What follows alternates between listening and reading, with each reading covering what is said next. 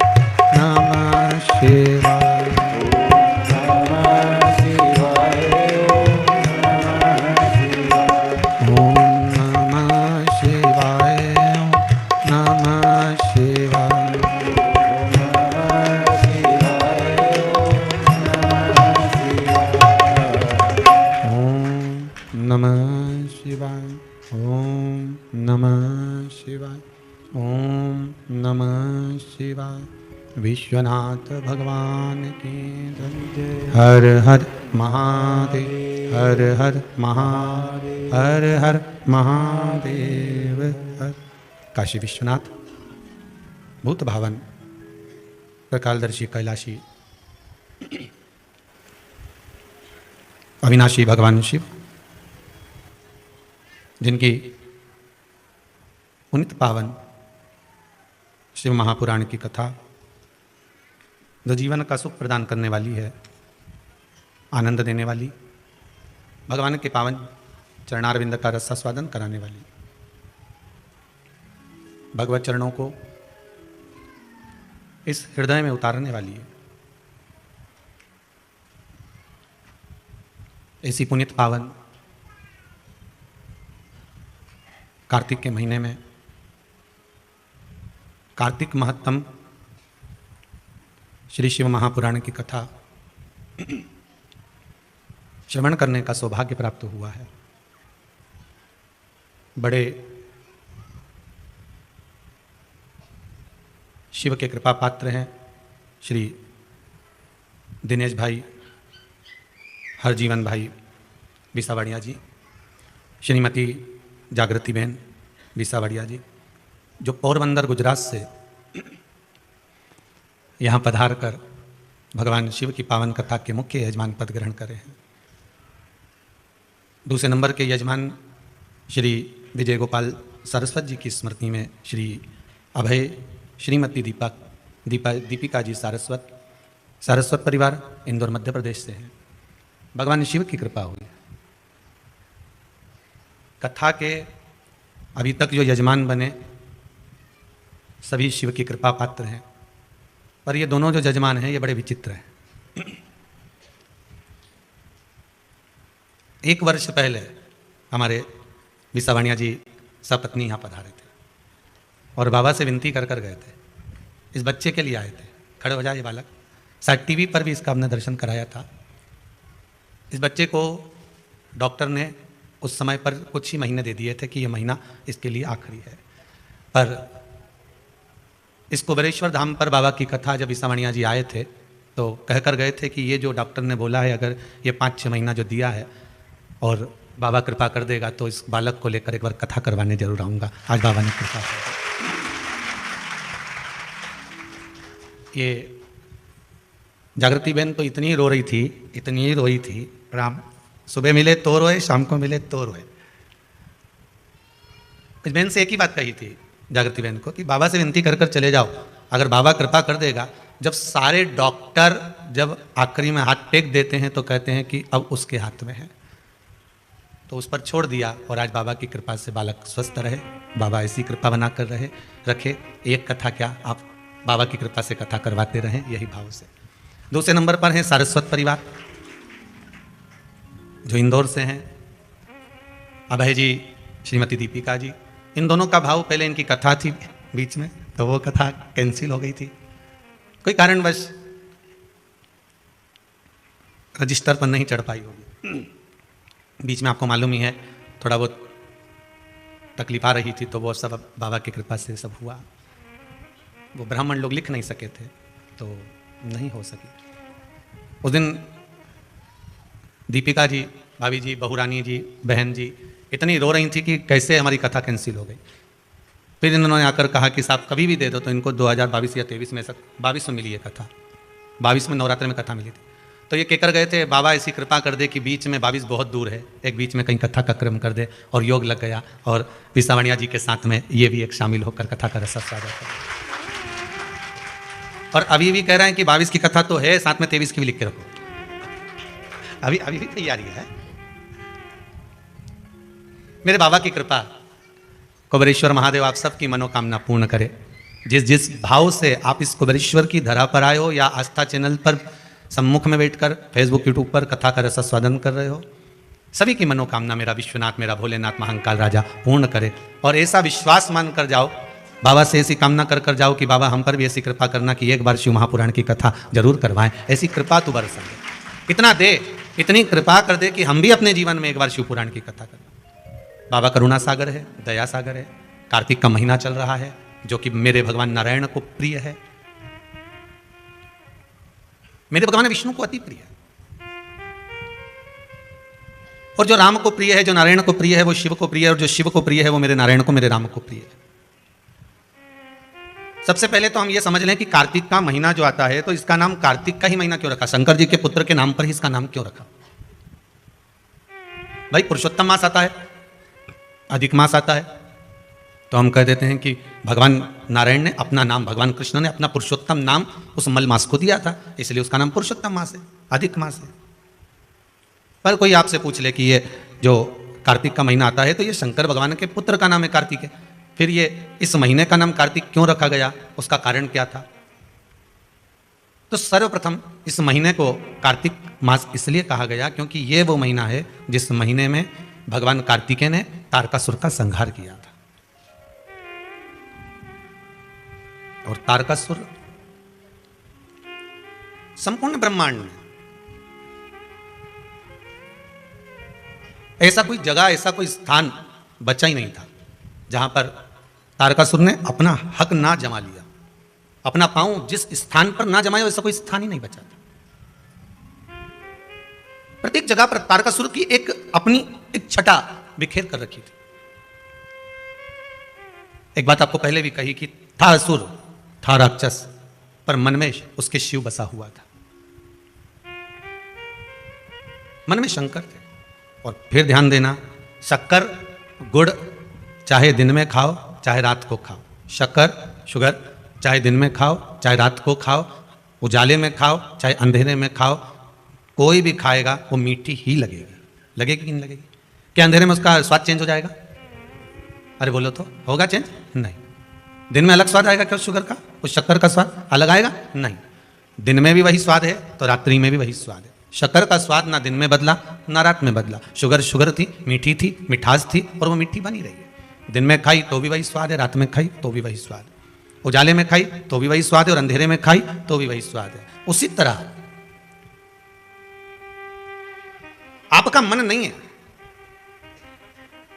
शरीर में कष्ट है, रोग है, बीमारी है, आपका मन नहीं है तो भी आप टीवी खोलकर आस्था चैनल पर कथा श्रवण कर रहे हैं, आपका मन नहीं है तो भी आप कथा में बैठे हुए हैं, आपका मन नहीं है तो भी आप शिव जी के मंदिर जा रहे हैं, आपका मन नहीं है तो भी आप व्रत कर रहे हैं, आपके शरीर में कष्ट है इसके बाद भी आप भगवान की भक्ति धारण कर रहे हैं, तो भी आप भगवान के भजन में लगे हुए हैं। तो ये विश्वास मानकर चलना कि भले दिन में खाओ चाहे रात को खाओ, शक्कर शक्कर होती है, मिठास मिठास होती है। उसी तरह तुम बेमन से शिव की कथा सुनो चाहे मन से शिव की कथा सुनो, कथा कथा होती है, उसका फल मिलता जरूर है, वो फलती जरूर है। उस कथा का फल, उस कथा का जो रस तत्व है, उसका जो स्वाद है वो आपको प्राप्त जरूर होगा, उसका रसस्वादन आपको मिलेगा। आपने जो श्रवण करा है उसका फल आपको मिलना है। बीज बो दिया और बीज बोया भूमि के अंतर्गत, उसके बाद उसमें पानी का सींचन दे दिया एक बार दो बार, फिर उसने जड़ जो पकड़ी है उसके बाद उसमें जो फल लग रहा है वो वही जान सकता है। आपने तो केवल एक फल को बो दिया था, लगा दिया था, फिर उसके बाद में वो अपने आप पनपता गया, लगता गया, लगता गया। आप सब जानते होंगे, बड़े बड़े घने घने जंगल में आप जाते हैं, बड़े बड़े जंगलों में जब जाते हैं तो वहाँ कौन पानी देने आता है? वहाँ जंगल में कौन पानी देने गया, कौन बीज बोने गया, कौन गया वहाँ कि यहाँ पानी डालना है या बीज बोना है? फिर भी इसके बाद भी वहाँ वृक्ष लगे हुए हैं, बड़े बड़े फल लग रहे हैं, कहीं आंवला लग रहा है, कहीं आम लग रहा है, कहीं कुछ लग रहा है, कुछ ना कुछ प्राप्त हो रहा है, कहीं सीताफल लग रहा है, कहीं फल लग रहा है, कहीं राम फल लग रहा है, कहीं सैतूत लग रहा है, कुछ ना कुछ उसमें लग रहा है। ना किसी ने पानी डाला ना किसी ने बीज डाला, उसके बाद भी कहीं से कोई आया था, खाकर पटक गया और वो लग गया। उसी तरह मन नहीं है तो भी अगर भगवान की कथा का रसास्वादन कर रहे हो, चित्त नहीं है इसके बाद भी अगर भगवान की कथा को श्रवण कर रहे हो। आज किसी ने एक प्रश्न भेजा है व्हाट्सएप पर, गुरुदेव एक बात बताइए कि जैसे दिवाली आ गई है, हम दीपावली का काम करेंगे और दीपावली के समय पर हम दुकान पर बैठेंगे और कथा भी थोड़ी थोड़ी सुनना है। मान लो हमारा मन कथा में, अब टीवी हमने लगा ली दुकान के अंदर, दुकान में टीवी चल रही है और हम काम में लगे हुए हैं और कथा नहीं सुन पाए, उसका कोई फल मिलेगा कि नहीं मिलेगा? तो वो भी यहाँ शिव महापुराण में वर्णन कर रही है, वो भी कह रही है कि शक्कर रात को खाई चाहे दिन में खाई पर मीठी की मीठी है, अंधेरे में खाई चाहे उजाले में खाई वो मीठी की मीठी है। उसी तरह आपके यहाँ टीवी चल रही है, आस्था चैनल पर शिव महापुराण की कथा चल रही है, वो कथा अपना काम करेगी, तुम अपने कर्म में लीन रहिए, कर्म करते रहिए, वो अपना काम कब कर जाएगी ये आपको मालूम ही नहीं पड़ेगा। वो कथा कब क्रम करके चली जाती है उसका मालूम नहीं पड़ता। बस पहले भी कहा, काम करते रहो, नाम जपते रहो, पार कर देगा भोले कभी ना कभी, वो करेगा। आप अपने कर्म में लगे रहिए, भगवती स्मरण में लगे रहिए। हाँ, यदि 2 क्षण भी आपके यहां पर ग्राहक आ रहे हैं, लगातार चल रहे हैं, एक क्षण की भी सत्संग की आवाज आपके ग्राहक पर, आप पर, परिवार में किसी व्यक्ति पर पड़ जाती है तो उसका सुख आपको ही तो प्राप्त होगा, कहां दूसरे को मिलेगा? उसका एक आनंद अपने को ही प्राप्त होगा, दूसरे को नहीं। महाराज तारकासुर था राक्षस, असुर था। जब तारकासुर को आते हुए देखते थे तो ब्रह्मदेव खुद भी चले जाते थे, ब्रह्मा जी सामने खड़े नहीं होते थे। तारकासुर को आते हुए देखते थे तो भगवान विष्णु भी वहां से चले जाते थे। ना ब्रह्मा उसके सम्मुख में आ रहे हैं, ना भगवान विष्णु उसके सम्मुख में आ रहे हैं। पर अब जरा विचार करिए कि भगवान ब्रह्मदेव और भगवान नारायण को क्या दिक्कत थी? उसको मार सकते थे, उसका संहार कर सकते थे, फिर क्या दिक्कत है? कहा कि जितना बड़ा वो असुर था, जितना बड़ा वो राक्षस था, उतना बड़ा ही वो शिव का भगत था। जैसे रावण लंकाधिपति लंकेश, रावण लंकेश लंकाधिपति रावण भी ऐसा ही था असुर, राक्षस प्रवृत्ति थी, राक्षस जीव था, पर ब्राह्मण कुल में जन्म लेने के कारणवश वो भगवान शिव का उपासक भी था, वो भगवान शंकर का उपासक भी और शिव भक्ति में डूबा हुआ है। शंकर का गुणगान वो कर रहा है, दिन रात प्रतिदिन भगवत शिव की स्मरण में डूबा रहता है।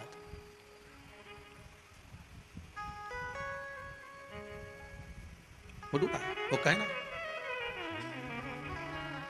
हमने भी गाया तुम भी मिल के गाओ, ओम नमः शिवाय, ओम नमः शिवाय, हमने भी गाया तुम भी मिलके गाओ, ओम नमः शिवाय। अच्छा, मनुष्य के भीतर शंकर है, इसको पहचानोगे कैसे? चलो, आज बहुत विचित्र कथा निकली है तो वो भी अपन सुनी लें। कार्तिक मातम में अगर मालूम पड़े आपको, ऐसा ज्ञात हो कि मनुष्य के भीतर शिव है, इसको कैसे पहचानोगे? बोलो जरा जल्दी जल्दी। अब कोई मांग में सिंदूर भर ले तो पहचाना जाए कि ये शादीशुदा है। पाँव में बिछुड़ी पहन ले तो मालूम पड़ जाए कि शादीशुदा है। अब ना मंगलसूत्र पहनी हो, ना बिछुड़ी पहनी हो, ना मांग भरी हो, और वो निकल कर जाए तो उसको कौन पहचानेगा कि ये शादीशुदा है? तो हो सकता है कोई आपसे कह दे कि हम कैसे मान लें कि आपके अंदर शंकर है? पहले प्रकट करके दिखाओ। भाई, पत्थर में अग्नि है तो घर्षण करा, अग्नि प्रकट हो गई। लकड़ी में अग्नि है, लकड़ी को घर्षण करा, अग्नि प्रकट हो गई। शरीर में अग्नि तत्व है, घर्षण करा, हथेली गर्म हो गई। प्रस्तुत कैसे करोगे कि आप में, हम में, सब में शिव है? उसको प्रकट कैसे करोगे? उसको सामने प्रस्तुत कैसा करा जाए? तो स्कंद पुराण में कहा, जहां पर श्री सत्यनारायण भगवान की कथा स्कंद पुराण में लिखी गई, उसके प्रथम में वर्णन किया गया कि 24 घंटे में से आप 1 मिनट भी आपकी वाणी पर अगर सत्य वचन आया है तो समझ लेना कि शिव आपका है और शंकर आपके अंदर समाहित है। 24 घंटों में से केवल 1 क्षण भी आपकी जिह्वा पर सत्य आ गया तो समझ लेना कि शिव प्रगटा है, शिव सामने प्रकट हुआ है, शिव साक्षी में आया। अब एक व्यक्ति ने कहा मैं तो 24 घंटे ही झूठ बोलता हूं। हमने कहा देखो सत्य निकला कि निकला। एक व्यक्ति बोला आप बोल रहे हो कि सत्य निकलेगा तो शिव है, मानो सत्य निकलेगा तो शिव, तो मैं तो 24 घंटे झूठ बोलता हूं। तो हमने कहा ये सत्य बोला कि नहीं बोला? सत्य तो होएगा। मतलब शिव तत्व प्रत्येक जीव के अंदर है, प्रत्येक मानव के अंदर, चलाचर, जलचर, थलचर, वायुचर, जितने जितने हैं उसमें सब में प्रकट है। अब उसको आप कैसे भी, जैसे कल करवा चौथ गया, कल था ना, है सबका व्रत था, तो किसी ने प्रश्न किया कि गुरुजी एक बात बताओ, आज आप फ्री हो? हमने कहा एक प्रश्न करना है। हमने पूछा क्या? एक तो आज कथा नहीं आ रही। हमने कहा एक दिन की छुट्टी रखी थी जिससे करवा चौथ का पूजन कर लो, है?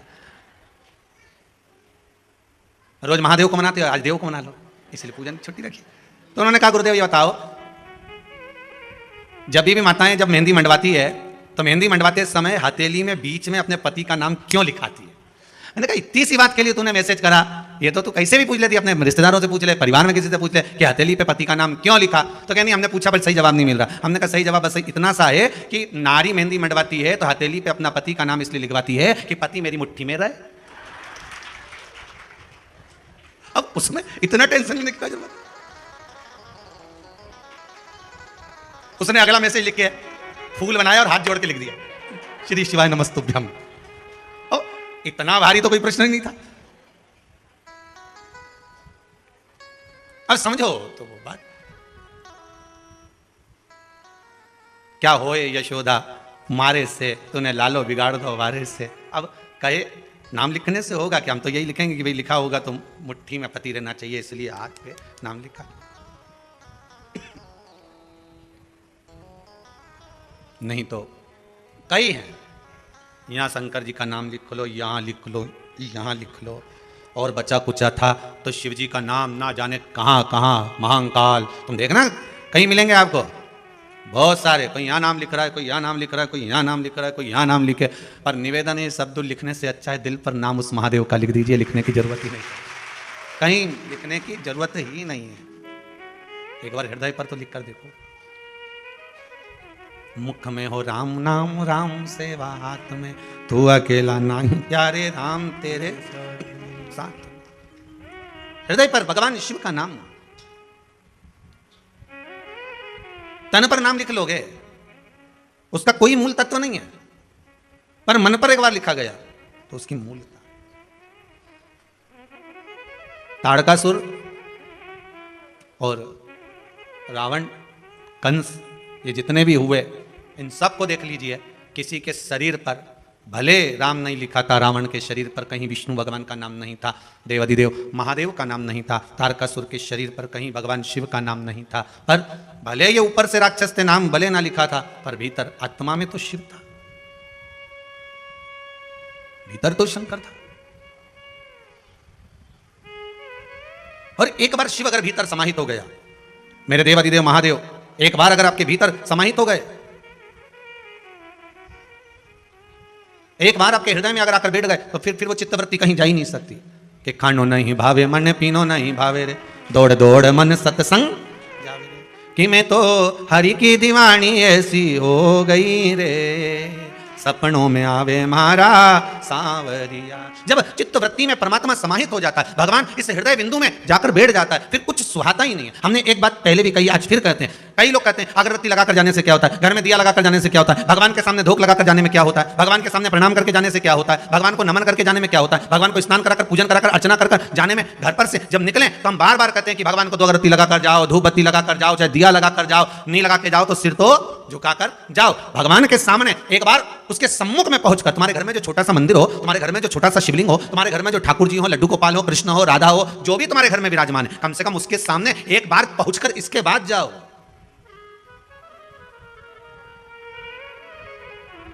पीटी उषा दौड़ में पहले निकलती है। एक बार इंटरव्यू में आया था, उससे पूछा गया कि तुम दौड़ती हो तो इतनी आगे कैसे निकल जाती हो। पीटी उषा ने कहा, मेरी मां ने कहा था जब तू कहीं कंपटीशन में जाएगी तो ठाकुर जी का दर्शन कर जाना, और जब पहला घुटना तू जमीन पर टेके और दौड़ने की तैयारी करे, उस समय तेरे मन में यह भाव आना चाहिए कि भगवान कृष्ण तेरी माखन की मटकी लेकर भागा है और तू उसको पकड़ने के लिए जा रही है। पड़ोसी को मत देखना, बस कृष्ण को देखना, और कृष्ण को पकड़ने के लिए जाएगी तो यह पक्का है कि दुनिया के लोग पीछे रह जाएंगे, तू आगे निकल जाएगी। और वही करती है वो। सामने उसको लगता है कि मेरा कृष्ण दौड़ कर जा रहा है, उसको पकड़ने का प्रयास करती है, काना काना रुक, और दौड़ती है और कृष्ण को पकड़ने के लिए दौड़ती है, तो कब मंजिल सामने आ जाती है मालूम नहीं पड़ पाता। उसी तरह हमारा शास्त्र कहता है, हम जब भगवान के सामने धूप लगाकर, अगरबत्ती लगाकर, धूपबत्ती लगाकर, दिया लगाकर हम किसी भी कार्य के लिए जा रहे हैं, चाहे दुकान पर जाओ, व्यापार में जाओ, सर्विस पे जाओ, नौकरी पर जाओ, व्यवसाय में जाओ, तुम भगवान के आगे धूप लगाकर जा रहे हो, तो यह सिद्धता है कि तुम्हारा जो दिन भर का कर्म होगा वो सफलता की ओर बढ़ते चले जाएगा। ये पक्का दिन भर का जो कर्म होगा उसमें सफलता। ये एक बात आई है किसी की, बड़ी सुंदर है महाराज।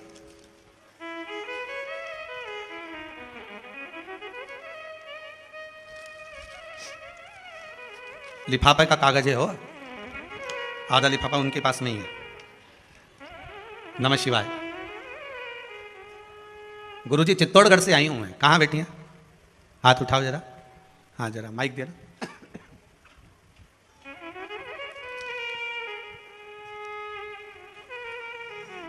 चित्तौड़गढ़ से आई हैं आप, पुष्पा जी मुंदड़ा। नमः शिवाय। श्री शिवाय नमस्तुभ्यम। कहाँ से हैं? चित्तौड़ से। चित्तौड़गढ़ में कहाँ से हैं? चित्तौड़गढ़ सिटी से आई हूँ। जी जी। क्या बाबा ने कृपा कर दी? मेरे बेटे की जॉब लग गई, नवरात्रि में आई थी मैं फर्स्ट दिन। नवरात्रि में आई थी? अभी नवरात्रि में हाँ। पहले दिन आई थी? हाँ। जी। और आके सुबह शाम को चली गई और बोल के गई यहाँ उसकी जॉब लग गई। कल आज ज्वाइन किया उसने। कल मैं वापस निकल गई आने के लिए। बाबा की कृपा हो गई। हाँ। धन्यवाद बेटी। अब नवरात्रि के पहले दिन से आज कितने दिन हो गए? अंदाजा लगाया जाए, ज्यादा ज्यादा 20-22 दिन, 24 दिन, 25 दिन से ज्यादा नहीं। पर श्रीमती पुष्पा जी मुंदड़ा को बहुत बहुत बधाइयां देते हैं जो आपके बेटे का जॉब लगा। बाबा की कृपा हो। केवल विश्वास, आप आए, भगवान के प्रति आपका भाव जागृत हुआ, आपने नमन किया, केवल यहीं से मतलब नहीं। हम तो कहेंगे कि प्रतिदिन अगर आप भगवान के सम्मुख से आप निकल कर जा रहे हैं, किसी कार्य के लिए जा रहे हैं, तो भगवान को नमन कर कर जाइए, उससे नयन मिलाकर जाइए। नयन मिला। एक पत्र और है, बड़ा सुंदर है महाराज।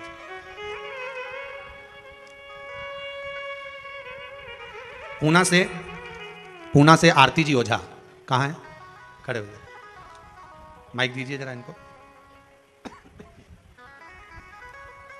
शिवाय नमस्तुभ्यम महाराज। श्री शिवाय नमस्तुभ्यम। आपने लिखा है आरती जी ओझा श्रीमती जी। पूना से कहाँ से हैं आप? जी पिंपरी से। पिंपरी से हैं। बाबा ने क्या कृपा करी? अभी मेरी भतीजी की जॉब लगी है इलाहाबाद यूनिवर्सिटी में प्रोफेसर, और मेरी भाभी का चचेरा छोटा बच्चा पैदा हुआ था, उसको बाबा ने बहुत कृपा करी, वो मर के बचा है।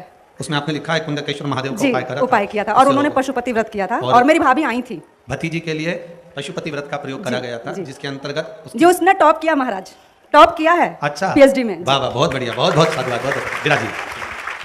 हर हर महादेव। बाबा शिव की कृपा है, शंभु दयालु। ऐसे आप लोगों की जॉब, सर्विस, नौकरी बाबा लगा कर रखे। हमारी भी नौकरी बहुत अच्छी है।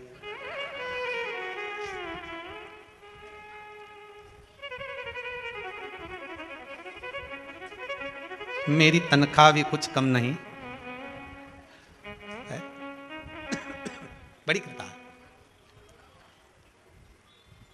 मेरी किस्मत का जब गुल खिला तब जा कर के ये दर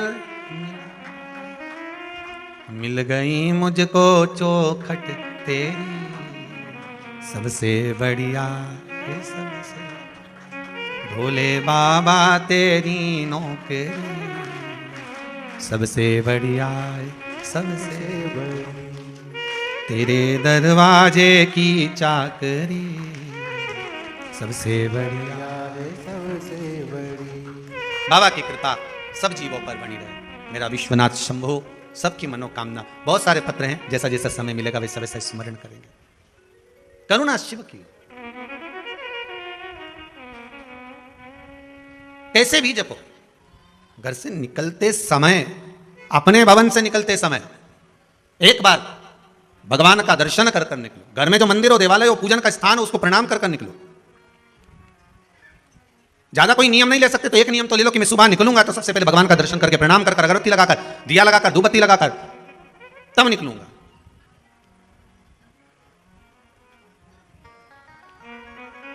अब आज के जमाने में बड़ा भ्रम पैदा कर दिया लोगों ने, बड़ा भ्रम।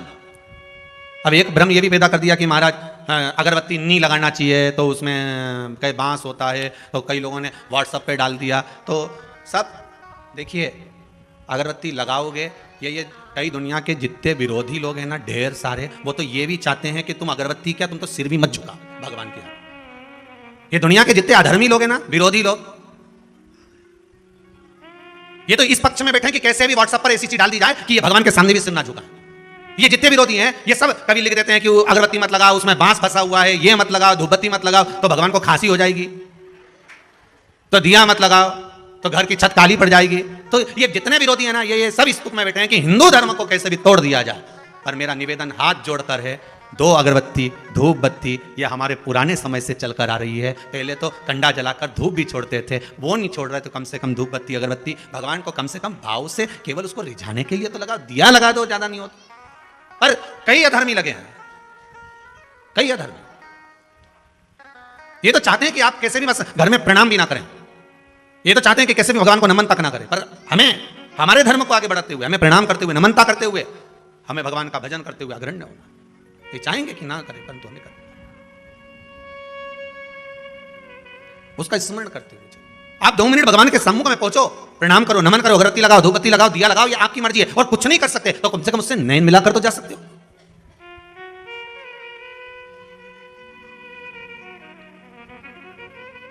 नैन लड़े त्रिपुरारी से मैं उनकी हो गई, मेरे मन में नहीं है धीर, सखीरी काशी जाऊंगी। मुझे उठे विरह की पीड़, सखीरी में काशी काशी जाऊंगी, जाके गंगा नहाऊंगी। मैं काशी जाऊंगी, जाके गंगा नहाऊंगी। मेरे मन में नहीं है धीर, सखीरी में काशी जाऊंगी। छोड़ दिया मैंने खाना पीना तेरी याद में। कई ऐसी हैं, कई भाई बहन ऐसे हैं कि कुबेरेश्वर धाम आने से पहले खाना पीना छोड़ दे। अभी एक आपको बताएं, महाराज बिसावणिया जी, सारस्वत जी और सारे सबको बता दें, उज्जैन के एक शर्मा परिवार, जिनकी कथा शायद जनवरी में है, इनकी कथा पहले थी जून में, पहले भी सूचना दी थी। उनकी धर्म पत्नी ने 1 साल से भोजन छोड़ के रखा केवल शिव महापुराण की कथा करवाने के। अच्छा, कथा दे भी दी थी, पर भगवान भोलेनाथ जी जाने क्या परीक्षा लेना। कथा दे दी, बीच में आ गया कोरोना, अब तो भी वो व्रत कर रही थी। और इस वर्ष कथा की तारीख दी है, तो अब उनकी पत्नी अन्न छोड़ी थी, अब की बार उनके पति ने भी अन्न छोड़ दिया कि जनवरी तक जब तक कथा नहीं हो जाए मैं अन्न नहीं खाऊंगा। हो सकता फिर आगे बढ़ गई तो। जरा सोचिए, छोड़ दिया मैंने खाना पीना तेरी याद में। और दोनों पति पत्नी ने अन्न को छोड़ दिया, दोनों पति। वो कथा भी आस्था चैनल पर लाइव आएगी उज्जैन से, जनवरी के महीने में रहेगी। और उज्जैन के आसपास के जितने गांव हैं सब टूटी पड़ो, आ जाओ, दर्शन करो, आनंद लो, कथा सुनो, महाकाल दर्शन करो और शिव महापुराण की कथा सुन लेना। जनवरी में है, तारीख हम बता देंगे कल देख कर। क्या 17 जनवरी है, 17 जनवरी से है वो कथा उज्जैन में। अब विचार करिए कि भाव कितना शुद्ध होगा। नहीं तो आज तक ऐसा कहीं सुनने को नहीं मिला कि सामने जब तक कि कथा नहीं होगी तब तक मैं अन्न छोड़ दूं, पर दोनों पति पत्नी छोड़कर बैठे। छोड़ दिया मैंने खाना पीना तेरी याद में, अब मेरे नैनन बरसे नीर सखी में काशी जाऊं, मेरे मन में नहीं है धीर सखी में काशी जाऊंगी, काशी जाऊंगी सखी में गंगा नहाऊंगी। बस भाव शुद्ध हो, भगवान को मिलने में देरी नहीं लगती, आप उसको बुलाओगे। बस यही कथा कर रही है। एक क्षण, आधा क्षण, एक मिनट आप भगवान के सामने थोड़ा सा ठहर कर दर्शन कर फिर जाइए।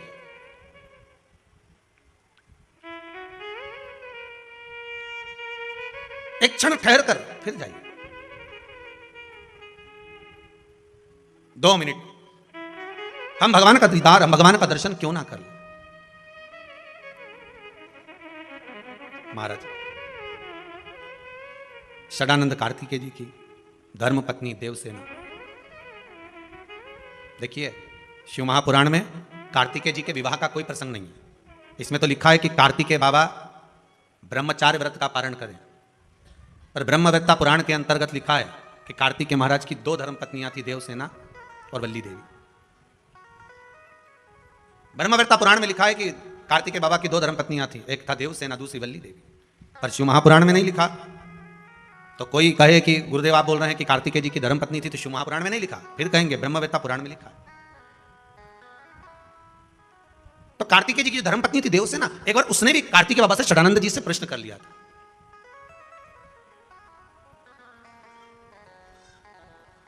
स्वामी,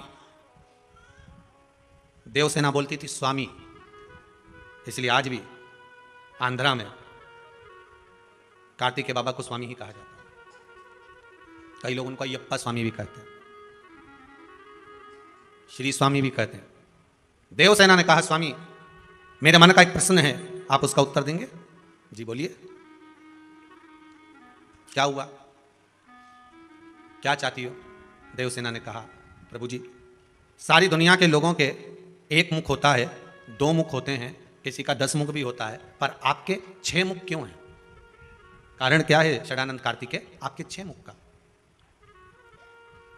भगवान कार्तिकेय महाराज ने अपनी धर्मपत्नी देवसेना से कहा, देवसेना सुनो, मेरे 6 मुख ये मुझे गंगा जी की देन है। जब मेरा जन्म हुआ था तब मैं 6 भागों में प्रकट हुआ था, पर मेरी माताओं ने, कृतिकाओं ने, संतों की धर्मपत्नियों ने मुझे एक कर दिया, मुख 6 रखे, शरीर 1 कर दिया। तो प्रभु जब माता कृतिकाओं ने आपके शरीर को 1 कर दिया था तो मुख को 1 करने में क्या दिक्कत थी? जब शरीर 1 कर दिया है तो मुख को 1 करने में क्या दिक्कत है? क्या कारण है? भगवान शंकर ने, भगवान कार्तिकेय जी कहते हैं, षडानंद कार्तिकेय कह रहे हैं देवसेना को, देवसेना बस बात इतनी सी है कि माता ने 6 मुख मेरे इसलिए रखे कि 5 मुख से मैं इन पंचम जो इंद्रियां हैं, इसको जो इंद्रियां वशीभूत हो जाती हैं, काम लोभ आसक्ति वासनाओं में जो डूब जाती हैं, इन पंचम इंद्रियों को साध कर शिव की उपासना में 1 मुख से गुणगान करता। 5 कर्मेंद्री, 5 ज्ञानेंद्री और 1 मन। बस ये मन जो छठा है इसको साधना है। 11 इंद्री में 5-5 को अगर एक साधने के लिए रखा है मैंने। सुई का धागा और जीवान जितनी लंबी होती है ना उतनी उलझ जाती है। क्या क्या जम के उलझ रहा, माताओं को तो ज्यादा मालूम होगा। सुई का धागा जितना लंबा लिया और 2-3 बार इन्हें तकिया की खोल में या गादी की खोल में निकाला और निकालते से फिर वो धागा आगे जाके, अरे बोलो तो जम के उलझ गया। सुई का धागा और जीवान जितनी लंबी होती है ना ये उलझती जरूर है। तुम जितना ज्यादा बोलने की तुम्हारी आदत होगी, जरा जरा सी बात में बोलने की आदत होगी, 2 लोग बात कर रहे हैं, तीसरी तुम घुस गए, बोलना चालू कर दिया। 2 ट्रेन में बैठ के जा रहे हैं और उसमें तुम बैठकर बात करने लगे। तो ये जो तुम्हारी आदत है ना, तो समझ लेना कि ये सुई का धागा और जीवान जितनी लंबी होगी ना उतनी तकलीफ देगी। इसलिए संतों को देखना एकदम मौन रहते, चुप। उनको मालूम है दादा उलझ गए। तो ये आधे से ज्यादा जो नेताओं ने ना, ये तुम टीवी पे रोज देखना, रोज न्यूज़ वाले बताते रहते हैं कि उनने ये बयान दिया तो उनने वो बयान दिया। इनको बस यही कथा सुना दो एक बार कि सुई का धागा और जीवान ये ज़्यादा लंबी नहीं होना चाहिए, ये लंबी हुई कि उलझी। तुम जितना ज़्यादा बयान दोगे, ज़्यादा बोलोगे, ज़्यादा शब्दों का बाण कहते रहोगे तो ये उलझ जाएगा। इसलिए आप बोलना ही मत ना, आप तो मौन रहो, जितना जितना मौन रह सकते हो उतना रोइए। पार्वती मैया कितना बोलती थी, भोलेनाथ जी कुछ बोलते थे? अरे बोलो तो सब कुछ भी नहीं। और जब वो बोलते थे तब सारे डोलते थे। आता है ना, एक माता जी एक बार वो फोटो लेके आई लड़की का, हम गुरुजी इतनी बढ़िया लड़की, इतनी बढ़िया, हम सब देख के आए हैं और सबको पसंद आ गई है। हम 12 लोग गए, 10 लोग गए, बिल्कुल गुरुजी एक आवाज नहीं निकली, उसका एक शब्द नहीं निकला, जितना पूछा उतनी बोली, इतनी सीधी सादी छोरी है। आप देख के बताओ कैसी रहेगी? हमने कहा अच्छी है, पर बिल्कुल नहीं बोलती गुरुजी। हमने कहा भी नहीं बोलेगी, जब वो बोलेगी ना तो तू भी डोलेगी। अभी काय बोलेगी? अब इसकी कोई आफत आई है बोलेगी वो?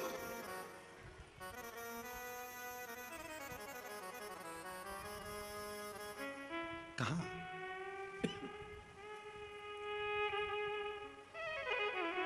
जितनी बहुओं ने और जितने भेरुओं ने कल स्टेटस पे अपने अपने फोटो लगाए हैं ना राम जी, इतने ही फोटो एक दिन मदर्स डे पे अपनी अपनी सास के साथ जरूर लगा देना।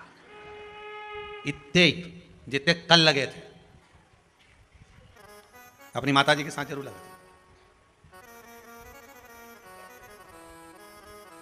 उतना ही जितना लगा, जितनी लंबी जीवान होगी और जितना सुई का धागा लंबा होगा उतना तकलीफ देगा। बस वो सुई के धागे की आदत होती है कि जब आप गुथने बैठ जाते हो, जब लगाने बैठ जाते हो, तब वो धागा कहीं ना कहीं आगे जाकर उलझ जाता है। तो उसको सुलझा नहीं सकते, फिर बड़ी प्रयास करना पड़ेगा। आप क्या करोगे उसको सुलझाने के लिए? तो कहा एक काम करो कि सुई में से धागे को वापस निकालो, और निकाला धागा वापस, और फिर वापस उसको सही करने का प्रयास किया, वापस सही, फिर निकाला गया, फिर उसको सही किया गया। तो मत हो, जितना मौन हो सकते उतना हो जाओ। क्या किसको रोइए, जम के बोलो, चादर तान के सोइए। आग लगे बस्ती में अपन रहो मस्ती में। एकदम मौन रहिए, जितना चुप रह सकते हो, जितने आनंद में रह सकते हो, जितने मस्ती में रह सकते हो उतना रहिए। और चुप रहकर जो सुख है ना, उतना सुख कहीं नहीं मिल सकता। चुप रहिए।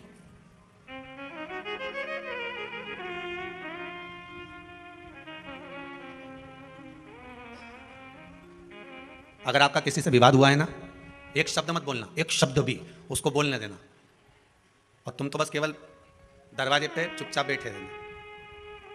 एक दिन मत बोलो, 2 दिन मत बोलो, 3 दिन मत बोलो, चौथे दिन मत बोलो, पर जिससे विवाद हुआ है ना वो रोज कुड़ के अंदर मरा जाएगा। इसके अंदर क्या चल रहा है, ये बोल क्यों नहीं रहा, आखिर बात क्या है, ये मुंह से कुछ बोला क्यों नहीं, ये बोल क्यों नहीं रहा, कोई सूचना क्यों नहीं आ रही, कोई बात क्यों नहीं आ रही।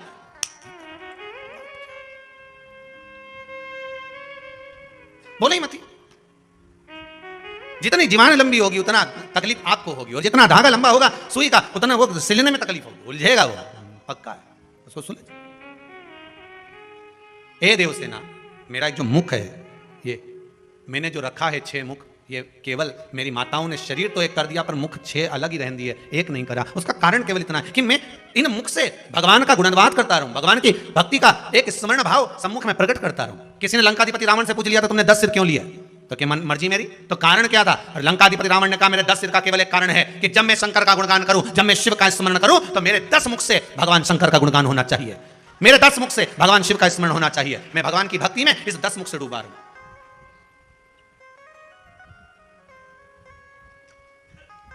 जिह्वा भी छोटी पड़ जाए भगवान की भक्ति।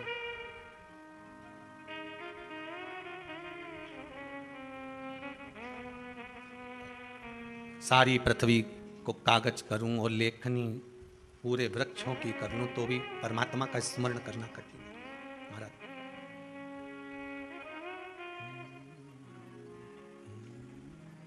इसीलिए कहा उमापति रखियो मेरी लाज, उमापति रखियो मेरी लाज, उमापति रखियो मेरी लाज, उमापति रखियो मेरी लाज। भूल के सारी दुनिया भोले, भूल के सारी दुनिया भोले, भूल के सारी दुनिया भोले, भूल के सारी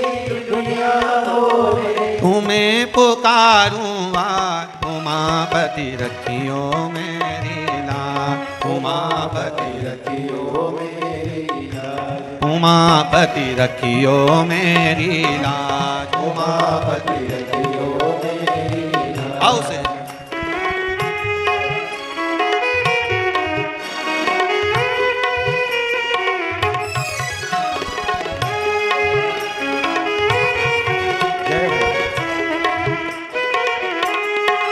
ताली से बल आनंद में जय हो।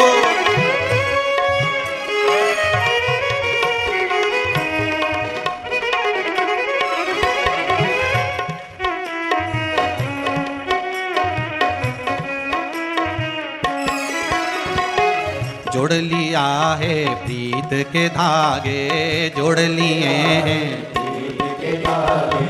जोड़ लिए हैं प्रीत के धागे, जोड़ लिए हैं प्रीत के धागे। सब फीका है तेरे आगे, सब फीका है तेरे आगे। तेरे नाम से आत्म जागे, तेरे नाम से दूर दूर सब अवगुण भागे, दूर दूर सब रोम रोम मेरे भोले तेरी, रोम रोम मेरे भोले तेरी, ओ रोम रोम मेरे भोले तेरी, रोम रोम मेरे भोले तेरी। ओ तेरी ही आवाज उमापति रखियो मेरी लाज, उमापति रखियो मेरी लाज, उमापति रखियो मेरी लाज।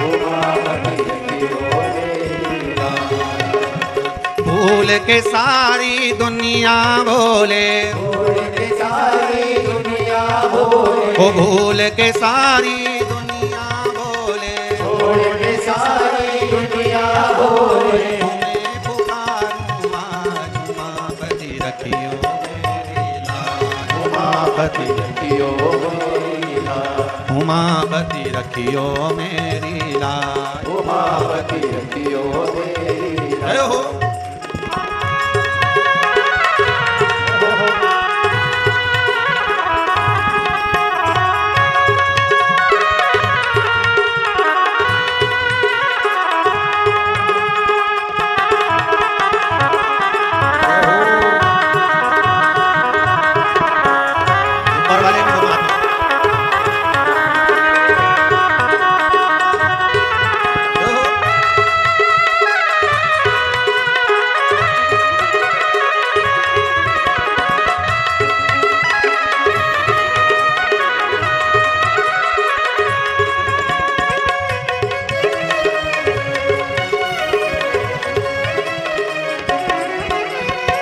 तेरी दया के बादल बरसे, तेरी दया के बादल बरसे।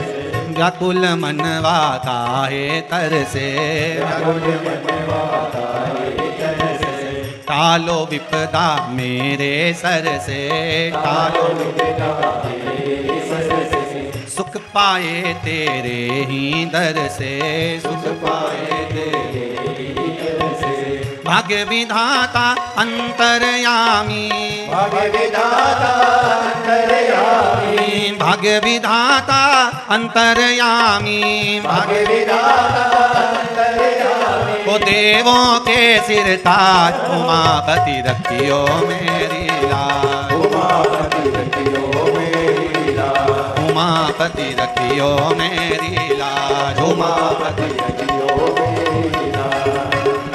भूल के सारी दुनिया बोले, भूल के सारी दुनिया बोले, भूल के सारी दुनिया बोले, भूल के सारी दुनिया बोले। ओ तुम्हें पुकारूं आज उमापति रखियो मेरी लाज, उमापति रखियो मेरी लाज, उमापति रखियो मेरी लाज, उमापति रखियो मेरी लाज, उमापति रखियो मेरी लाज, उमापति रखियो मेरी लाज, उमापति रखियो मेरी लाज, उमापति रखियो मेरी लाज। शिव कथा कह रही है कार्तिक। कार्तिकेय षडानंद कथा कर रहे हैं। भगवान कार्तिकेय जी महाराज कहते हैं कि मेरा जो मुख मिला है ये भगवान की भक्ति का गुणगान गाने के लिए मिला है, भगवान की भक्ति का गुणगान गाने के लिए। भगवान ने अगर शरीर दिया है, भगवान अगर शरीर दिया है तो भगवान की भक्ति को धारण करने के लिए दिया।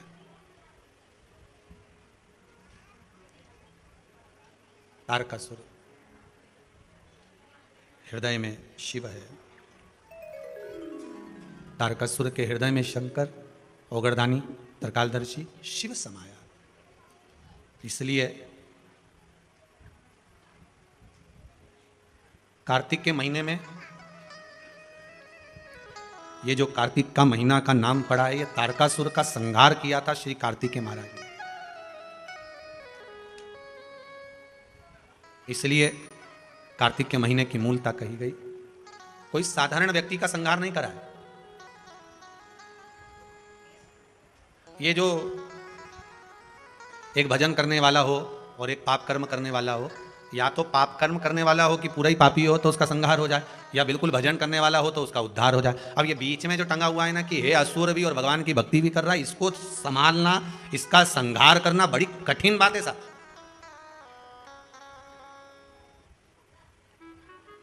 ये पुराने समय के जो ये होते थे ना डाकू, आज के जमाने में तो सभी डाकू हो गए, पर पुराने डाकू और आज के डाकू में अंतर है। बोलो सही है कि गलत है? पुराने समय के डाकू डाका डालते थे, पैसा ले जाते थे, धन छिड़ा कर ले जाते थे, पर किसी बहन बेटी पर कभी हाथ का स्पर्श भी नहीं करते थे। और आज के डाकू, अब तुम समझ जा, नी के उत्तम है और कितना, बस एक काम था इनका कि इनको धन लेकर आना है, इनको पैसा उठा कर लाना है, धन लाना है। और जाने से पहले कहां जाते थे? डाका डालने से पहले जम के बोलो, जिस देवी को मानते थे, जिस देवता को मानते थे, पहले उनके यहाँ जाके नमन करके अगरबत्ती लगाए, धूपबत्ती लगाए, निवेदन करके फिर जाते थे कि आज हम डाका डालने जा रहे हैं। भवानी और ये भवानी दोनों को लेकर जाके हम आएंगे, तेरी आराधना करेंगे।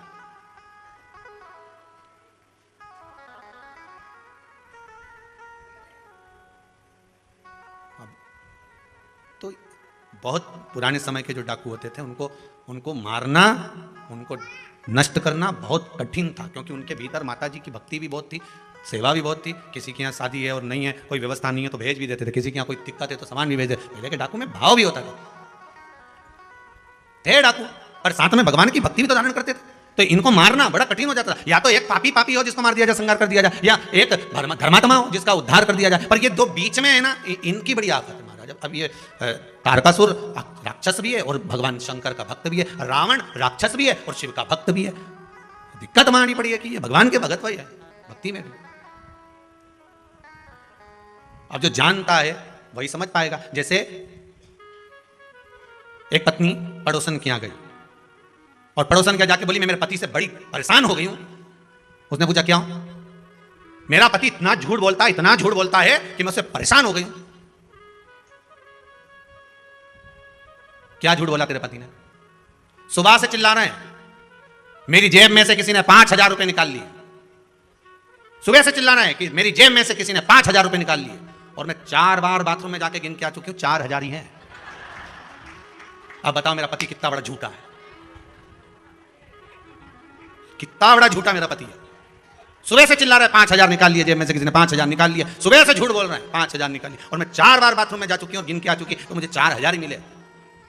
अब बताओ कितना झूठा है। अब ये नहीं कह रही खुद चोटी, अब वो क्या झूठ बोल रहा है, खुद दिख रहा है। 4,000 बोले। बस यही हमारा कर्म महाराज। कोई असुर प्रवृत्ति का भी है। फिर वही वाली बात आ गई कि दिन में भी शक्कर खाओगे तो मीठी रहेगी, रात को भी खाओगे तो मीठी रहेगी, अंधेरे में भी खाओगे तो मीठी है, दिन में भी खाओगे तो मीठी है, उजाले में भी खाओगे तो मीठी है। उसी तरह राक्षस होकर भी भगवान का भक्त है तो भगवान उसको मिलेगा जरूर। रावण शंकर का उपासक थे, रावण राक्षस थे, पर भगवान की भक्ति उसके भीतर थी, इसलिए मारने राम जी को आना पड़ा। तारकासुर भी राक्षस था पर भगवान की शिव की भक्ति थी, इसलिए मारने शिव के पुत्र आए। कोई साधारण नहीं आ सकता। आराधना तुम्हारी चित्त वृत्ति में जो हो समझो।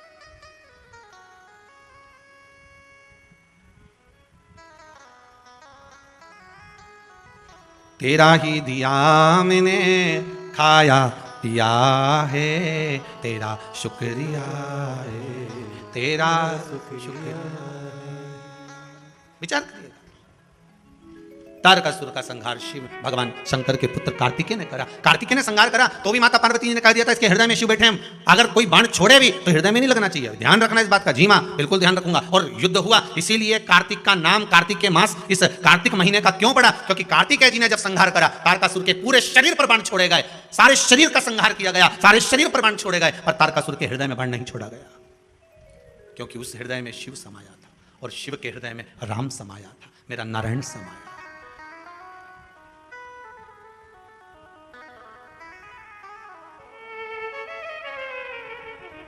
भगवान नारायण, भगवान विष्णु इतने प्रसन्न हुए थे तारकासुर के संहार पर, शिव इतने प्रसन्न हुए भगवान विष्णु कि सीधे भगवान शंकर के पास पहुंच गए। भगवान नारायण ने जैसे ही भगवान शंकर के पास पहुंचे तो शिव जी तो बैठे हुए थे बड़ी आराम से कैलाश पर्वत पर। भगवान विष्णु ने जाते से कहा हर हर महादेव। कैसे आना हुआ, क्या हो गया, कैसे आयो? शंकर जी ने पूछ लिया। भगवान विष्णु बोले प्रभु बात इतनी सी है कि आपके पुत्र ने तारकासुर का संहार कर दिया, तो रजिस्ट्री कराना है। रजिस्ट्री? हाँ, क्या रजिस्ट्री? आपने, अभी आपको पहले भी कथा में कहा, इससे पहली कथा में भी कहा, घड़ी शिव ने बनाई, पल शंकर जी ने बनाया। घड़ी, पल, समय, नक्षत्र, वार, तिथि, महीना, वर्ष सब शिव का बनाया हुआ। सारा की सारा सृष्टि का जितना ये घड़ी, पल, समय, सब महीने, 2 महीने, साल, ये सब शिव के बनाए हुए हैं। जब सब शंकर जी ने बनाए तो प्रभु रजिस्ट्री कराना। रजिस्ट्री किस चीज की? कि 12 महीने जो आपने बनाए हैं उसमें से 1 महीना आपके बेटे के नाम करना। होगी रजिस्ट्री? 12 महीने में से 1 महीना किसके नाम पर है? जम के बोल दो, कार्तिक जी। बाकी के सारे महीने उठा कर देख लो, पूस, माघ, चैत्र, अश्विन, जितने भी महीने देखोगे किसी देवता के नाम पर नहीं, केवल 1 महीना, और एक वो 3 साल में 1 बार आए। कौन सा? अधिक मास। वो भी भगवान ने दिया, और वो 12 महीने में नहीं आए, वो तो बीच में फंस जाए, इसलिए उसका नाम है 12 से अधिक, इसलिए उसका नाम अधिक मास। तो भगवान कृष्ण ने उसको अपना नाम दिया पुरुषोत्तम। पर बाकी के 12 महीने निकाल कर देख लो, माघ मिलेगा, पूस मिलेगा, चैत्र मिलेगा, वैशाख मिलेगा, अश्विन मिलेगा, सारे महीने मिलेंगे, मल मास अधिक अधिक सब मिल जाएंगे, पर देवता के नाम से कोई मास नहीं मिलेगा। देवता के नाम से अगर कोई मिलेगा तो केवल 1 मिलेगा, वो है कार्तिक मास। क्योंकि यहाँ प्रॉपर्टी में लिख दिया गया, सील ठप्पा लग के सिग्नेचर होके ठप्पा लग गया कि ये कार्तिक मास, ये महीना इनका है। तो पूछा कि ये दुनिया के लोग कार्तिक के महीने में तारा स्नान क्यों करते हैं? कौन सा स्नान? तारा स्नान। तारा स्नान का मतलब मालूम है? जम के बोलो, है? तारा स्नान का मतलब क्या है? अंधेरे में स्नान, मतलब सूर्य का प्रकाश आए उससे पहले ब्रह्म मुहूर्त में सुबह सुबह स्नान कर लेना। तो तारा स्नान का मतलब कार्तिक महीने में क्यों वर्णन किया गया? तो उसकी भी एक कथा है महाराज, बड़ी सुंदर चरित्र है। एक बूढ़ी माँ थी, रोज प्रतिदिन तारा स्नान करती थी, उसका नियम था।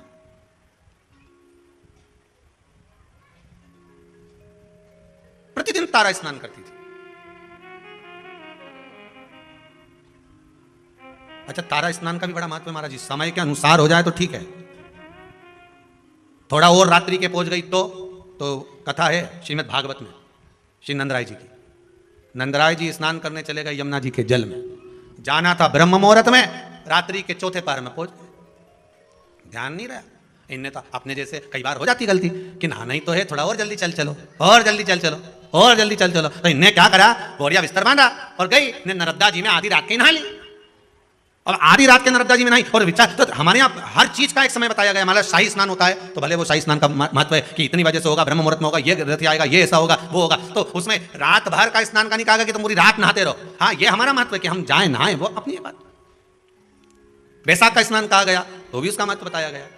ग्रहण का स्नान कहा गया तो रात्रि का स्नान बताएगा कि चलते ग्रहण में कुरुक्षेत्र में स्नान करो, महाराज वो एक अलग। परंतु यहाँ जो वर्णन किया गया, नंद बाबा एक बार स्नान करने के लिए गए और ब्रह्म मुहूर्त के पहले रात्रि में ही उन्होंने स्नान कर लिया। रात्रि का 4था पहर चल रहा था और जैसे ही स्नान करने के लिए 3रा पहर चल रहा था, स्नान करने के लिए जैसे ही यमुना जी में कूदे तो वरुण ने बंदी बना लिया, ले गए कि तुमने बिना पूछे जल में आधी रात को स्नान क्यों करा, बंदी बना कर ले गए। भगवान कृष्ण उनको घर जाकर ढूंढे, मिले ही ना। ये श्रीमद् भागवत का चरित्र है, 10वें स्कंद में इसका वर्णन है। नंद बाबा मिल नहीं रहे। यशोदा जी ने कहा लाला तेरे पिताजी को ढूंढ कर ला। अब कन्हैया ढूंढने के लिए गए तो नंदराय बाबा को कहीं मिलते ही नहीं। ढूंढते ढूंढते यमुना जी से पूछा, क्यों मेरे पिताजी स्नान करने आए थे? हाँ, कहाँ गए? तो क्या आपके पिताजी से गलती हो गई? यमुना जी बोली, क्या गलती हो गई? स्नान करना था ब्रह्म मुहूर्त में, कर ली रात्रि के तीसरे पहर में।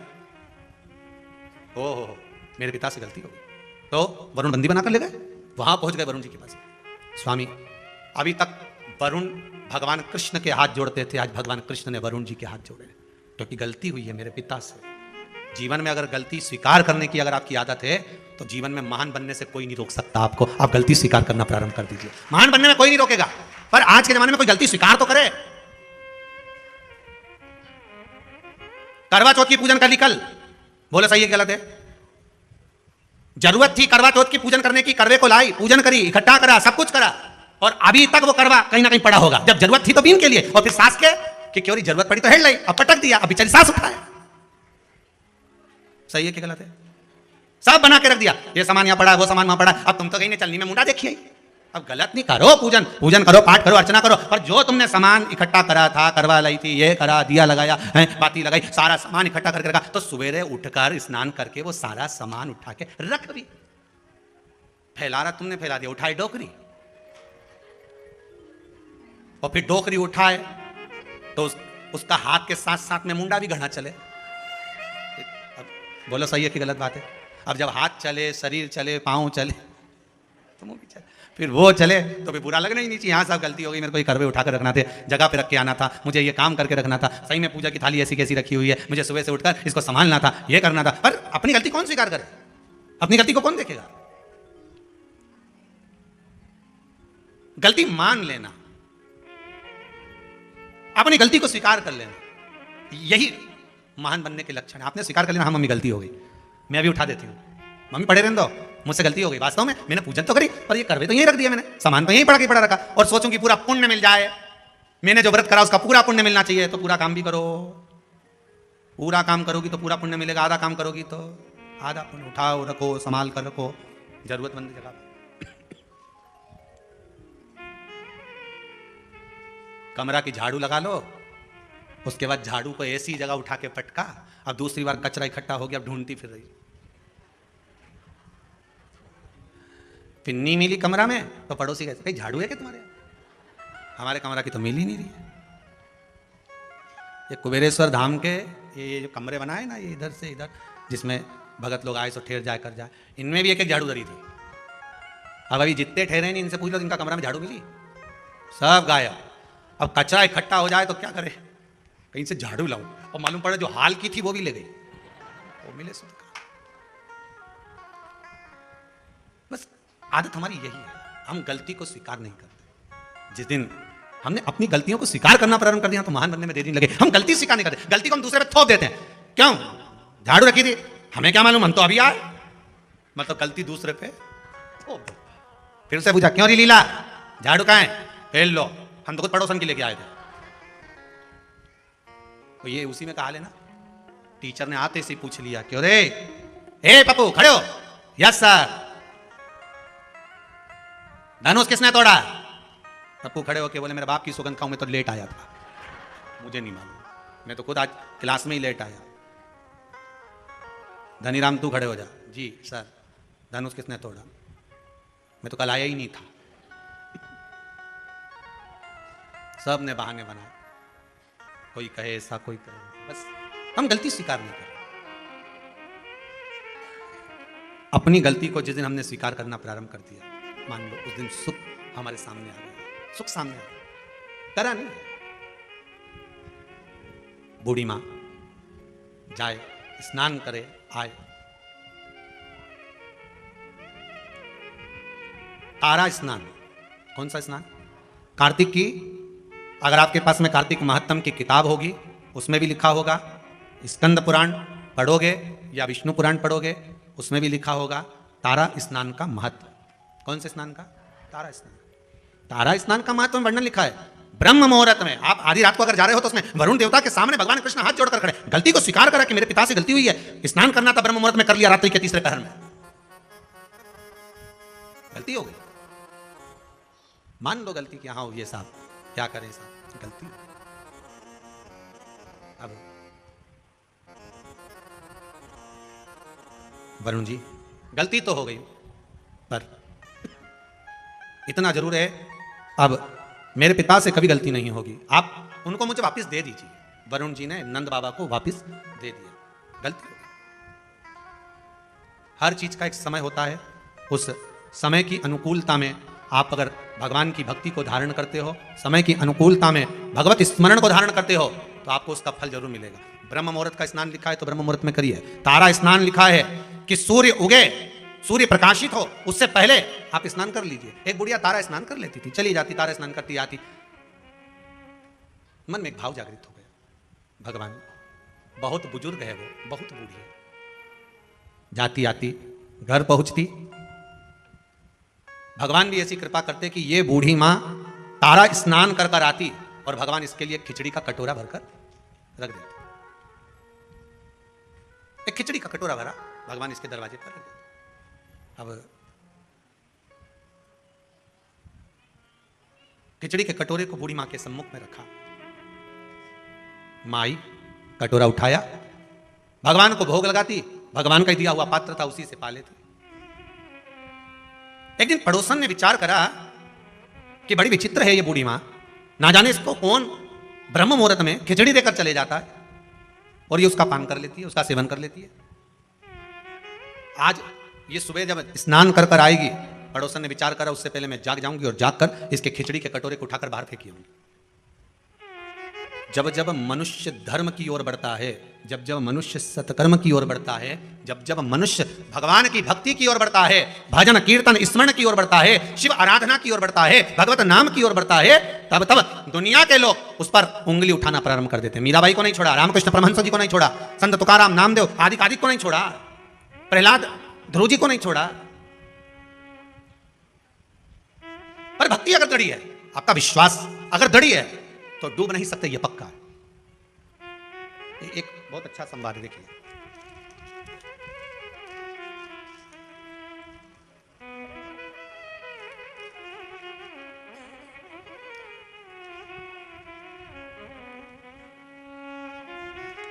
देखिए विश्वास की दृढ़ता देखिए इस प्रश्न में कितना है। आशा जी, चापक लिखा है कि व्यापक लिखा है? थापक, थापक, धन्यवाद। खरगोन से आए हैं, खड़े होइए, माइक पहुंचाओ जरा।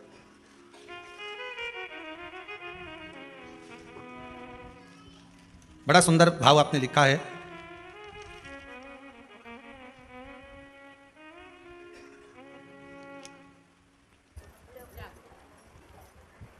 आपने लिखा है, आशा जी, आप कहां से आई हैं? खरगोन जिला भीकनगांव। भीकनगांव से आई हैं।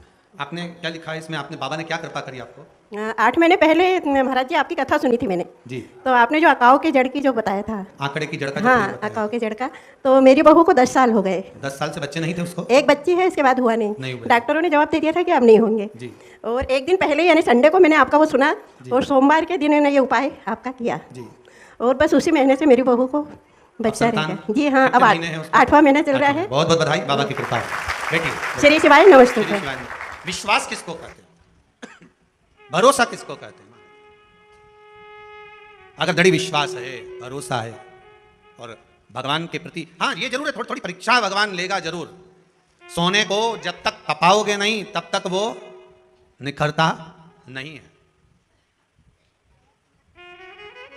धोबी भी कपड़े को जब धोता है तो उसमें साबुन लगाकर उसको रगड़ता है, फिर उसको कूटता है, पीटता है, जिससे वो उज्जवल हो जाए। उसकी उज्जवलता उसको घसीटने पर, पीटने पर प्राप्त होती। मीराबाई की उज्जवलता कैसे प्राप्त हुई थी? मीराबाई के लिए जहर का प्याला भेज दिया, शेर भेज दिया, सांप का पिटारा भेज दिया, उसमें उसकी उज्जवलता होगी। फिर डरने वाली बात नहीं, फिर वो बात ध्यान रखना, कोई ताला भी लगाए चाहे कूची भी लगाए, अभी पाला नहीं पड़ा है, बोले बाबा से मेरी प्रीत ना टूटेगी, बोले बाबा से, शंभू बाबा से मेरी प्रीत ना टूटेगी, मेरी प्रीत ना टूटेगी, बोले। भगवान से प्रीत कैसे छूट जाए? अगर हाँ थोड़ा कष्ट आएगा जीवन में, थोड़ी तकलीफ आएगी, थोड़ा दुख आएगा, शंकर की आराधना करोगे, शिव की भक्ति करोगे, जैसे बूढ़ी मां तारा स्नान कर रही है, खिचड़ी का कटोरा आ भी गया तो पड़ोसन ने क्या करा, ब्रह्म मुहूर्त में आना था और वो आई, आकर देखा खिचड़ी का कटोरा बड़ा सुंदर है, इसने खिचड़ी को उठाकर घर के पीछे फेंक दिया, घर के पीछे फेंक दिया। बूढ़ी आई, बूढ़ी माता ने आकर देखा कि मैं रोज तारा स्नान कर आती थी, रोज मुझे खिचड़ी मिलती थी, आज नहीं मिल रही। प्रतिदिन की दिनचर्या में थोड़ा बहुत अगर परिवर्तन हो जाता है तो आपको भी लगता है कि परिवर्तन हुआ क्यों, आखिर इतना परिवर्तन कैसे हो गया। रोज प्रतिदिन पत्नी ताने पर ताना दे, कुछ भी बोल दे और एक दिन करवा चौथ के दिन बड़ी मीठी बोले तो आपको लगता है कि परिवर्तन कैसे हो गया, एकदम इतना। कहां तवा सीधा, कहां तवा उल्टा। कभी कभी मन में आ जाता है कि इतना परिवर्तन हुआ कैसे, आखिर कारण क्या बन गया इतना परिवर्तन का, क्या हो गया ऐसा कि परिवर्तन मूल हो गया, कारण क्या बना। और वही क्या कारण हो सकता, मैं रोज आती थी तो मुझे खिचड़ी मिलती थी, वो खिचड़ी गई कहां, अब बूढ़ी मां को मिली नहीं।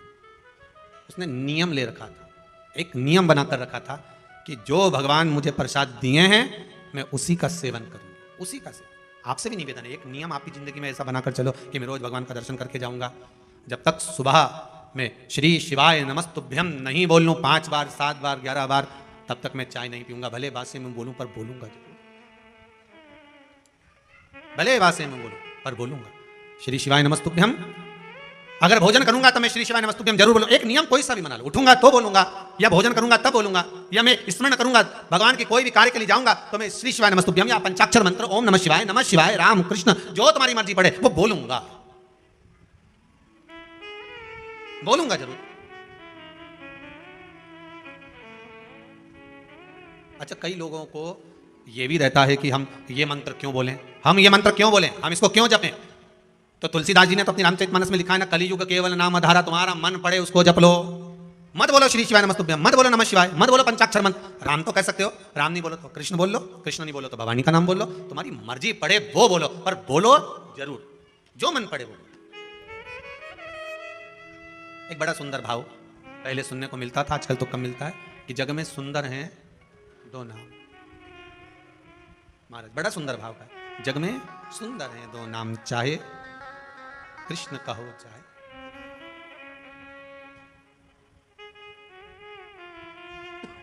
बड़ा भाव सुन, बोलो राम राम राम बोलो राम। एक बेर शबरी के खावे, महाराज एक शबरी के दरवाजे पर जाकर बेर खा लेता है, और एक कहीं कुब्जा के पास, कहीं मीरा के पास, कहीं कर्मा के पास पहुंच जाता है। भाव की शुद्धता हो, आपकी मर्जी पड़े जिसे भज लो, पर भज लो, तुम्हारी मर्जी पड़े उसका स्मरण कर लो, पर करो, एक नियम बना लो। श्री शिवाय नमस्तुभ्यम, अच्छे से बोलो एक बार प्रेम से, श्री, अरे साथ में बोलो, श्री शिवाय नमस्तुभ्यम। एक बार फिर से बोलिए, श्री शिवाय नमस्तुभ्यम। तुम्हारा मन पड़े वो भज लो, पर भजो। वो कहते हैं ना, पानी वही पीते हैं जिनको प्यास लगती है, शिव का नाम वही लेते हैं जिनको विश्वास लगती है। विश्वास होगा तो शिव सम्मुख में प्रकट हो जाए सामने। कितने कितने पत्र आप लोग भेजो साहब, विश्वास के ही पत्र हैं सारे, अगर पढ़ें सारे विश्वास के पत्र मिलेंगे, एक एक पत्र में आपका विश्वास जुड़ा हुआ है, एक एक पत्र में केवल विश्वास, केवल आपका भरोसा और उसके सिवाय कुछ, उसके सिवाय कुछ, केवल विश्वास जुड़ा हुआ है। महाराज मैं आती थी, मुझे खिचड़ी मिलती थी, पर अब खिचड़ी नहीं मिल रही है। अब वो खिचड़ी ना जाने कहाँ चली गई, किसने फेंक दी उसको, कहाँ गई वो। खिचड़ी का पात्र ढूंढ रही है पर मिल नहीं रहा, ढूंढा गया मिला नहीं, जब मिला नहीं आज भूखी रह रही। उसने नियम बनाया था, जो भगवान मुझे भोग देगा वही मैं पाऊंगा। कार्तिक महीने का एक नियम बना लो आप भी, कोई सा भी एक नियम, शाम के समय पर दिया लगाऊंगी मैं बेलपत्री के पेड़ के नीचे, पीपल के वृक्ष के नीचे या आंवले के वृक्ष के नीचे, वहां लगाने नहीं जा सकती तो अपने दरवाजे के बाहर लगाऊंगी, तुलसी के क्यारे में लगाऊंगी। ये भी नहीं कर सकती, परिंदे पर दिया लगाऊंगी, जहां पानी का मटका हो, हंडा हो, वहां लगा दूंगी। ये भी नहीं कर सकती तो पूरे कार्तिक के महीने में दरवाजे पर मैं पानी छीटूंगी। इतना तो बना सकते हो कि अपने घर के दरवाजे पर मैं पानी छीट दूंगी, द्वार पर जल का छीटा कर दूंगी। यह भी नियम ना बने तो मैं प्रतिदिन ठाकुर जी को एक तुलसी का दल समर्पित कर दूं। तुलसी का दल किसी भी महीने के अंतर्गत प्रसंग में आपने नहीं सुना होगा कि भगवान विष्णु और भगवान शंकर का मिलन हुआ, पर कार्तिक महीने की बैकुंठ चतुर्दशी का दिन एक ऐसा होता है जिस दिन शंकर और शिव, शंकर भगवान और भगवान विष्णु का मिलन होता है। एक बात आपको पहले भी कही, सारी दुनिया की दिवाली देखना और उज्जैन महाकाल के उस पावन नगरी में हरिहर मिलन देखना। कहां पर? जम के बोलिए जरा। उज्जैन महाकाल की नगरी में हरिहर मिलन देखना। सारी दुनिया में जितने, पूरी पृथ्वी पर जितने फटाके दिवाली पर छूटते होंगे, उतने फटाके उज्जैन नगरी में हरिहर मिलन के दिन छूटते होंगे। उतने फटाके कि आज शंकर और भगवान हरि का, मेरे ठाकुर का, मेरे राम का, मेरे कृष्ण का, मेरे गोपाल का मिलन हो रहा है। आज महाकाल राजा मेरे भगवान नारायण से मिलने के लिए आए हैं। और एक बात और अच्छे से कह दें, जितने फटाके दीपावली पर छूटते होंगे, उतने फटाके उससे ज्यादा भगवान शंकर और नारायण के मिलन पर छूटते हैं बैकुंठ चतुर्दशी पर। और जितने फटाके बैकुंठ चतुर्दशी पर उज्जैन महाकाल की नगरी में गोपाल जी और महाकाल के मिलन पर छूटते होंगे, उससे ज्यादा फटाका जिस दिन भक्त और भगवान मिलता होगा उतने छूटते होंगे। उससे ज्यादा फटाके तब छूटते हैं जब एक भक्त का मिलन भगवान से होता है। एक निर्मल मन का जीव जब परमात्मा से मिलन करने के लिए जाता है,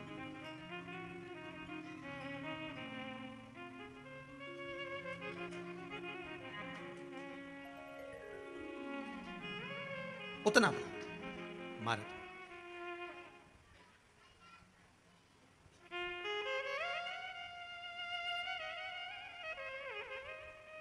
अगर भोले मेरा घर काशी बना देते तो क्या होता, मुझे भी अपनी काशी में बसा लेते तो क्या। हे शंभु, हे भोलेनाथ, हे त्रिकालदर्शी, कैलाशी, केवल एक कार्तिक का महीना, एक महीना ऐसा है जिस महीने में भगवान भूत अधिपति भूतेश्वर भगवान शंकर और भगवान नारायण दोनों का मिलन हुआ है कार्तिक के महीने में। कार्तिक के महीने में इसलिए भगवान सारे महीनों में सबसे ज्यादा प्रियता महीना कौन सा है? बोलिए जरा। कार्तिक का महीना भगवान नारायण को अति प्रिय है, अति प्रिय। कोई एक नियम धारण, बूढ़ी माँ ने नियम बना लिया, मैं खिचड़ी मिलेगी पाऊंगी, आज भूखी रह गई। जो खिचड़ी फेंकी थी पीछे भूखी, वो ढूंढ रही है कहां गई। प्रभु की कृपा देखिए कितनी विचित्र है।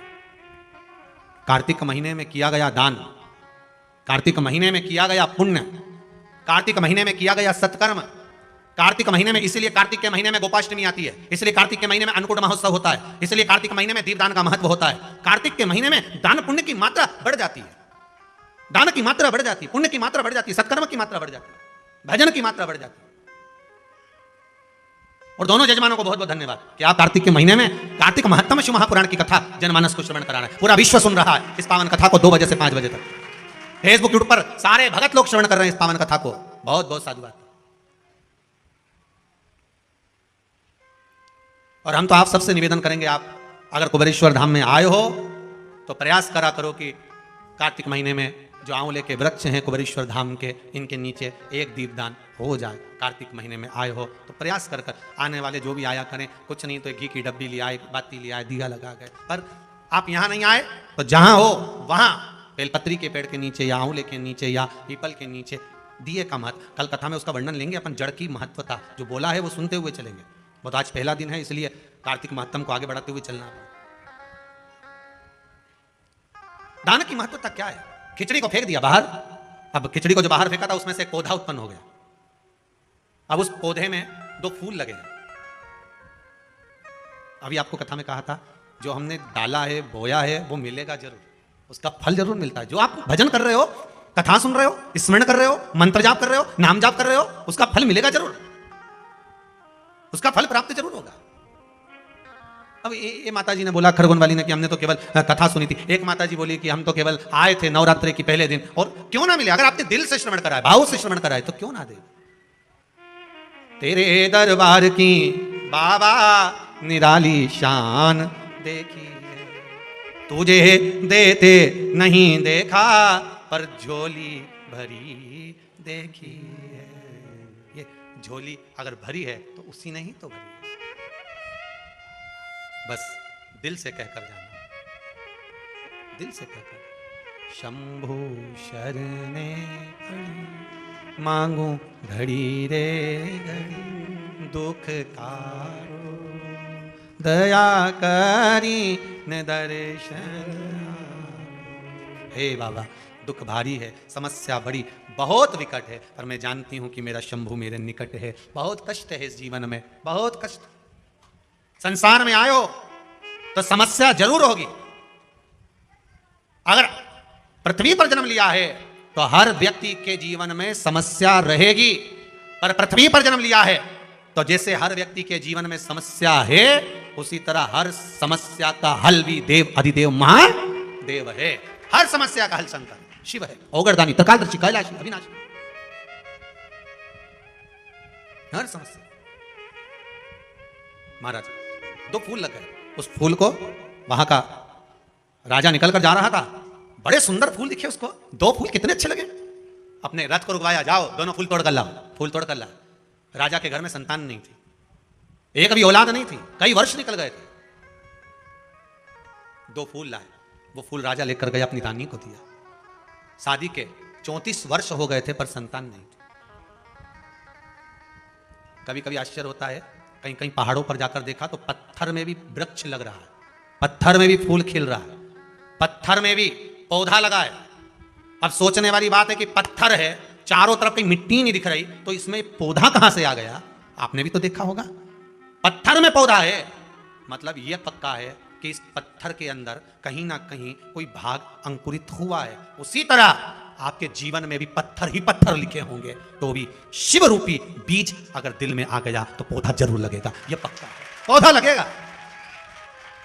आए हो ना आस लेकर, विश्वास लेकर पहुंचे हो ना कुबेरेश्वर धाम, और जो नहीं आए वो टीवी पर विश्वास लेकर कथा सुन रहे हैं, मोबाइल पर सुन रहे हैं, फेसबुक यूट्यूब पर सुन रहे हैं, विश्वास लेकर सुन रहे हो ना, तो यह पक्का है चारों तरफ पत्थर भले हो, जीवन में दुख भले भले हो, कितना भी दुख लिखा हो, पर अगर शंकर की कथा का एक बीज अपने भीतर अंकुरित हो गया है तो पौधा लगेगा। पत्थर पर भी छाए हो जाएगी, पत्थर पर भी छां होगी।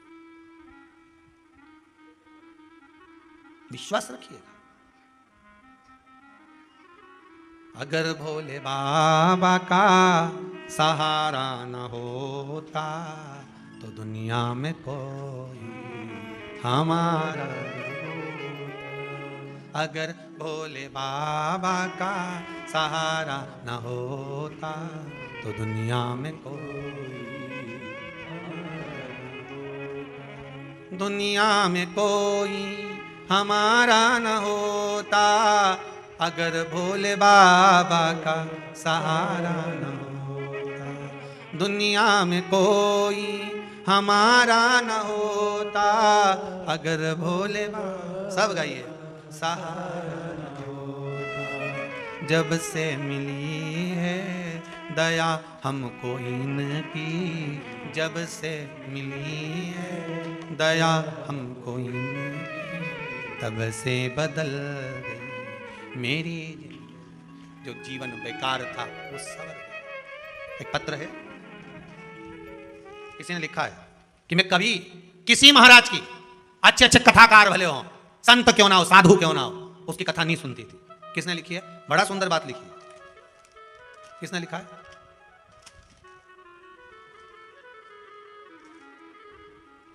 देखो पत्र होंगे। मैं किसी की कथा नहीं सुनती थी, पर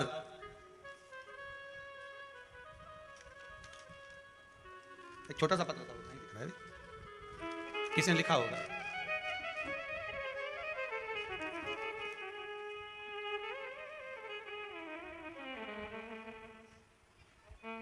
मिल गया पत्र, उड़ गया था तो तो हम वही सोच रहे पत्र तो था, परंतु सुनीता जी रघुवंशी हैं, गंज बासोदा, जिला विदिशा से आई हैं। कहाँ बैठी हैं? सुनीता जी रघुवंशी। इन्होंने लिखा है, गुरुदेव कुबेरेश्वर धाम में आकर अपार सुख शांति मिली है।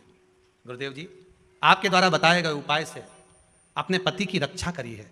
मेरे पति को रोग हो गया था, जिसके कारणवश मेरे पति रोग से मुक्त हुए हैं। जहाँ भी बैठी हो, कहीं बैठी हैं, उन्होंने लिखा है, मैं कभी कोई भागवत कथा, शिव कथा या अन्य कोई कथा किसी महात्मा संत की नहीं श्रवण करती,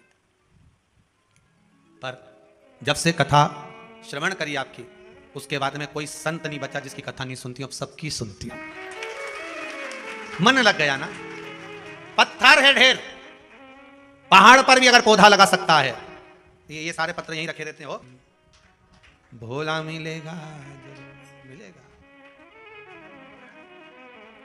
काहे बटोरे कंकर पत्थर, जब हीरा मिला कोहिनूर, भजन करो भोला मिलेगा जरूर, भोला मिलेगा जरूर, भजन करो भोला मिलेगा। वो मिलेगा और अवश्य मिलेगा। अगर आपकी भक्ति दृढ़ है, विश्वास प्रबल है, तो वो मिलेगा। उसको ढूंढने में देरी है। 2 फूल तोड़ लिए, जो खिचड़ी फेंकी थी उससे हुए थे। फूल रानी को दिए, रानी ने देखा कितने सुंदर फूल हैं, उसको सूंघ लिया। सूंघते से रानी का गर्व ठेर गया, गर्व ठेर गया। फूल सूंघते गर्व ठेरा। समय आने पर 2 बेटे हो गए। कितने पुत्र हुए? 2। समय आने पर 2 पुत्र हो गए, 2 बेटे हुए। अब वो दोनों बेटे राजभवन से निकलकर रोज जाते। जन्म लिया उस दिन से लेकर राजभवन में आज तक बेटों ने कभी जुबान नहीं खोली।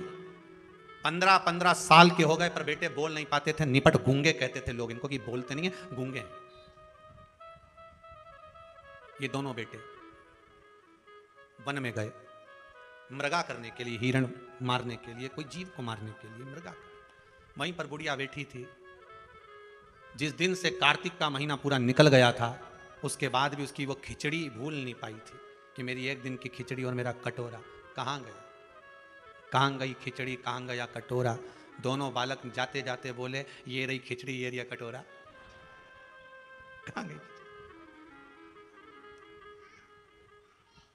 वो कह रहे हैं, रथ हाँकने वाले ने सुना कि ये दोनों बोले हैं। बुढ़िया बोली, कहां गई खिचड़ी, कहां गया कटोरा? और वो दोनों बोले, ये रही खिचड़ी, ये कटोरा। हो उसकी शुद्धता रही। रथ हाँकने वाले ने कहा, राजकुमार बोले। तुरंत रथ लेकर वापस गए, राजा के पास सूचना दी, महाराज राजकुमार गूंगे नहीं है, राजकुमार तो बोलते हैं। तो 15 साल नहीं बोले, एक शब्द नहीं निकला, क्या बोले? तो क्या कुछ बोल रहे थे, खिचड़ी और कटोरा, खिचड़ी और कटोरा। हाँ, समझ में नहीं आया।